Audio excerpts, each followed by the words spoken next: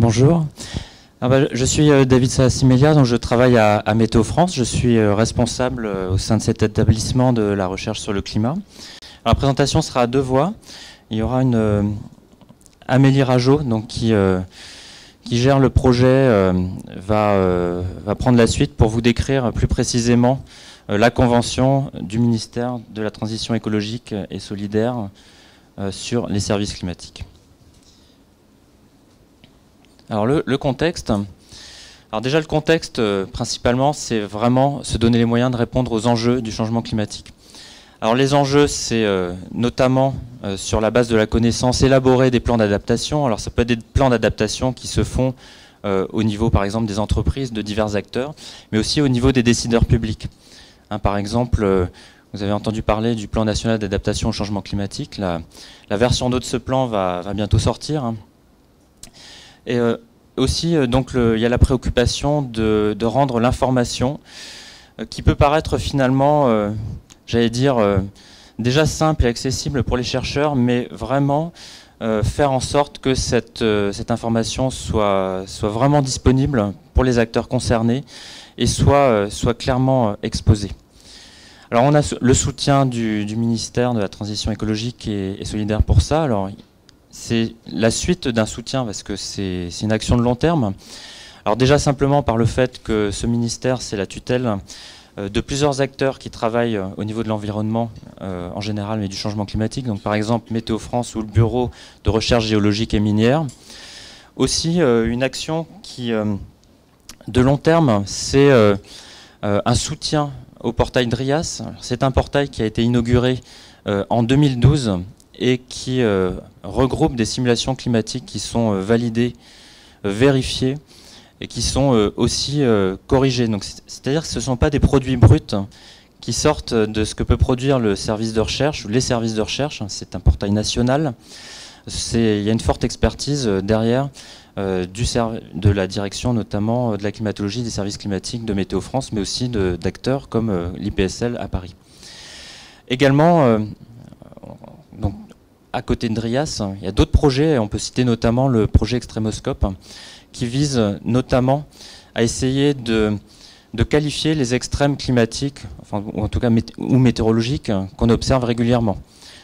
Par exemple, est-ce que une canicule qui s'est produite a une probabilité forte d'être reliée au changement climatique ou pas?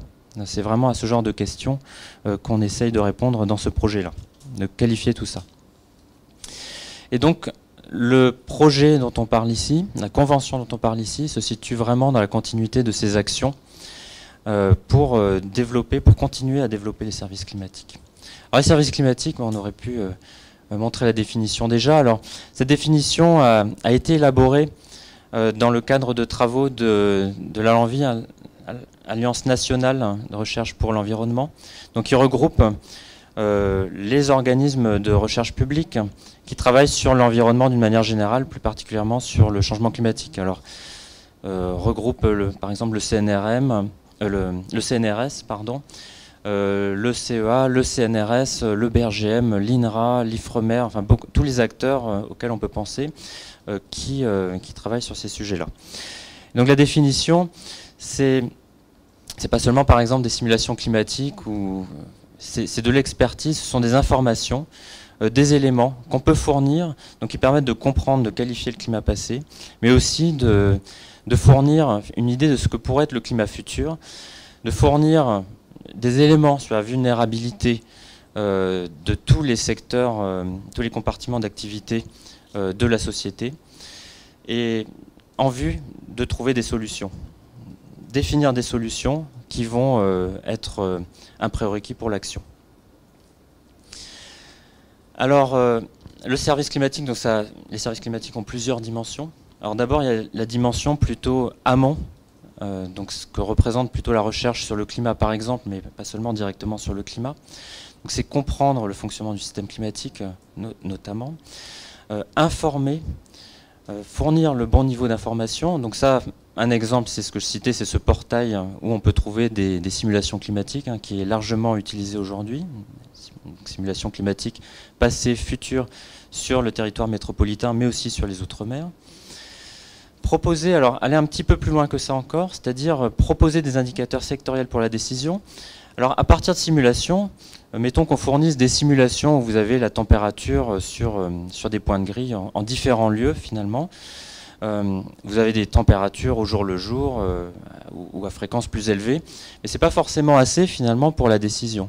Des éléments, des exemples d'indicateurs qui peuvent être intéressants par exemple pour l'agriculture, c'est les degrés jour, l'évolution des degrés jour. Donc quelque chose déjà d'un peu plus travaillé, d'un peu plus agrégé. Impliquer les utilisateurs finaux, alors c'est quelque chose donc, que va développer un peu plus Amélie, mais notamment dans ce projet, il est important d'avoir une démarche de co-construction avec les acteurs de terrain. Et c'est aussi pour ça qu'on propose le type d'événement d'aujourd'hui avec vous, de manière à discuter ensemble de vos besoins, notamment, et de ce que peut apporter le monde de la recherche. Accompagnement, bon, j'allais dire ça va avec. Alors c'est notamment de la formation. Ça ne paraît pas forcément évident, mais déjà quand on fait de la formation sur le changement climatique, même quand on est chercheur, ça participe au service climatique. Et aussi pour le monde de la recherche, donc coopérer à l'échelle internationale, mais particulièrement à l'échelle européenne, autour de grands programmes. Alors développer les services climatiques, donc on retrouve toutes ces dimensions que je viens de citer, et tout ça plaide en fait pour une mobilisation, une coordination nationale des acteurs, des différents acteurs scientifiques et des professionnels des secteurs publics, mais aussi bien sûr des secteurs privés. Et donc ça m'amène à la convention. Hein. Je vais passer la parole à Amélie. Je continue un petit peu, pardon, à décrire un petit peu la convention. Alors les acteurs sont des acteurs nationaux, hein, dont j'ai cité déjà certains. Donc l'Institut Pierre-Simon Laplace, Météo France, le Cerfax, qui est comme Météo France un acteur toulousain, le CIRED plus sur les aspects économie du climat, économie du carbone notamment, et le Bureau de recherche géologique et minière, qui sont pleinement partie de cette convention sur les services climatiques. Voilà, donc je te passe la parole pour... Merci. Ok. Donc je suis Amélie Rageot, je co-gère le projet que vient d'introduire David avec ma collègue Nadako, qui est ici, que vous avez dû voir déjà. Donc la Convention Service Climatique, qui est sous l'égide du ministère de la Transition écologique et solidaire, c'est un consortium de laboratoires français que vient de vous présenter David, et en miroir, un groupe d'utilisateurs potentiels qui sont issus à la fois du secteur public et du secteur privé. Vous avez tous les petits logos qui s'affichent. Et le rôle de ce groupe, c'est un rôle de suivi de nos activités. Ils nous rejoignent de temps en temps pour des réunions, ils participent s'ils le souhaitent aux journées thématiques comme celle d'aujourd'hui. Et ils ont pour mission de nous renvoyer un retour sur ce qu'on fait, exprimer les besoins, faire remonter les besoins de leur secteur d'activité et nous dire si les démonstrateurs de services qu'on prévoit sont ergonomiques, répondent à leurs attentes et comment est-ce qu'ils pourraient être améliorés. Le programme de travail de ce projet, il reprend en 3 gros piliers l'ensemble des points stratégiques que vous a présenté David tout à l'heure. Un premier pilier, c'est renforcer les services climatiques français qui existent déjà, comme par exemple le portail DRIAS dont il vous parlait. Je vais revenir dessus dans un instant. Un deuxième pilier en bas, c'est développer des démonstrateurs de nouveaux services innovants, nouveaux services climatiques.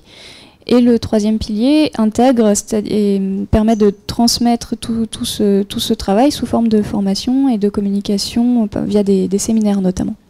Donc premièrement, le renforcement des services existants, c'est d'abord le portail DRIAS que David a introduit, qui existe depuis 2012 et qui donne un accès public aux projections climatiques régionalisées qui ont été produits par les laboratoires de modélisation du climat français, l'IPSL, Météo France, le Cerfax. Et c'est un portail qui a une très forte dimension didactique et qui permet via des ressources pédagogiques aux utilisateurs de comprendre et de s'approprier les données climatiques qui sont accessibles. Et dans le cadre de la convention, on va donc renforcer les jeux de données qui sont mis en ligne, améliorer la standardisation de ces données et enrichir encore les ressources pédagogiques disponibles. Et si vous voulez en savoir plus, vous pouvez vous adresser à Marivonne et Flore qui sont ici et qui s'occupent de cette partie. Un deuxième service qui concerne cette fois-ci plus le gouvernement, plus les acteurs publics, c'est le groupe interdisciplinaire sur les contributions nationales. Donc c'est un groupe qui a été formé en 2015 à l'occasion de la COP21 à la demande du ministère de l'Environnement pour aider l'équipe des négociations françaises dans les négociations sur le climat en les appuyant avec une expertise scientifique. Et ils se sont particulièrement penchés sur l'analyse des contributions nationales, c'est-à-dire les engagements des États à réduire les émissions de gaz à effet de serre. Aujourd'hui, le groupe existe toujours, fonctionne toujours et suit les engagements des États, appuie le gouvernement, le ministère, dans ce suivi et dans la révision des documents du GIEC, en particulier le rapport spécial qui sort en 2018 sur le maintien du réchauffement global en dessous du 1,5 degré. Et dans le cadre de la Convention aussi, ce groupe produit une newsletter sur les derniers résultats de la recherche sur le changement climatique, une newsletter bimensuelle à laquelle vous pouvez vous abonner via le site internet de la Convention, dont je vous donnerai l'adresse tout à l'heure. Le troisième service dont David vous a parlé tout à l'heure, c'était un projet Extremoscope, donc de caractérisation des événements extrêmes et d'attribution de ces événements ou non au changement climatique.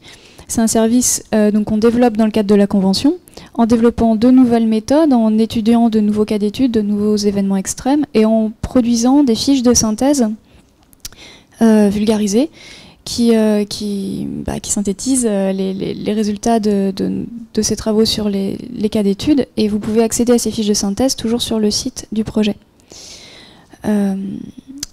Les résultats et les fiches seront vraisemblablement disponibles sur Driage, je pense, ça sera à confirmer.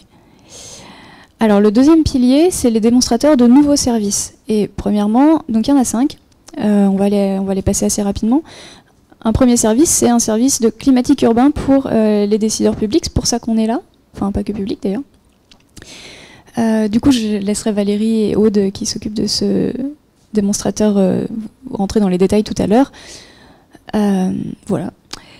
Un deuxième démonstrateur, donc on va vraiment sur des secteurs très différents. C'est un démonstrateur qui porte sur l'évolution des aquifères, donc des ressources en eau souterraine avec le changement climatique, à la fois à long terme en utilisant des projections climatiques et en travaillant aussi sur des prédictions saisonnières. Un troisième démonstrateur, c'est en lien avec les impacts du changement climatique et de l'élévation du niveau marin sur les régions littorales, en évaluant le risque de submersion des zones côtières. On travaille dans le cadre de ce projet sur 2 sites de Nouvelle-Aquitaine. Et en formulant des recommandations et des méthodes pour développer un service climatique côtier homogène. Pour l'instant, il y a beaucoup d'initiatives un peu disparates, je crois. Et donc c'est le BRGM qui s'occupe de ce démonstrateur. Un quatrième démonstrateur, il s'inscrit dans le plan du gouvernement pour la biodiversité. Et en l'occurrence, celui-ci est focalisé sur la Méditerranée et adresse la protection de la biodiversité en créant des aires marines protégées. Et donc les scientifiques de ce démonstrateur, qui sont de Paris, du laboratoire L'Océan, utilisent la théorie du réseau pour analyser les transports dans l'océan, tracer les contours des aires marines protégées, évaluer la connectivité entre ces aires marines et l'impact du changement climatique dessus. Enfin, le dernier démonstrateur, celui-ci, il n'est pas en France, il est centré sur l'Afrique de l'Ouest, plutôt dans une politique de coopération. Et on travaille sur le risque climatique pour l'agriculture, avec un très fort dialogue avec les parties prenantes locales, à la fois par des ateliers et par des enquêtes qui permettent d'évaluer les besoins. Et l'autre grosse action, c'est de mettre en ligne les résultats des scénarios des scénarios de changement climatique et des options d'adaptation, de les mettre en ligne via un portail accessible à tous les acteurs concernés. Le troisième pilier de la Convention, c'est rassembler tous les résultats de ces recherches et de ces développements sous forme de formation. Alors formation à la fois au niveau des masters et des doctorats, mais formation aussi professionnelle en s'appuyant sur le programme Cyclades qui existe à l'École nationale de la météorologie, donc à Toulouse, et inclure des ressources numériques en ligne qui sont pas encore disponibles, mais qui seront disponibles d'ici la fin du projet. Et enfin, les actions de communication, c'est des journées thématiques comme celle-ci qui permettent de rassembler différents acteurs, tous les acteurs du projet, des laboratoires aussi qui sont pas partie prenante du projet directement. Donc on a déjà fait un séminaire cet hiver à Paris sur le thème des cyclones et des changements climatiques. Aujourd'hui, c'est les services climatiques urbains et à l'avenir, on fera d'autres journées qui reprendront les différentes thématiques de la Convention. Et c'est aussi un site internet, donc vous voyez là l'URL qui s'affiche. Il vient d'être lancé, il n'est pas tout à fait terminé, mais vous pouvez d'ores et déjà y aller, retrouver tout un tas de renseignements sur la Convention, et vous pourrez plus tard vous inscrire à la newsletter. Et on a aussi écrit une fiche de 4 pages, c'est pas très long, c'est très facile à lire, qui résume à peu près tout ce que je viens de dire ici, avec un petit peu plus de détails. Donc voilà, je vous remercie. Et je vais passer la parole à Valérie pour attaquer cette journée service climatique urbain.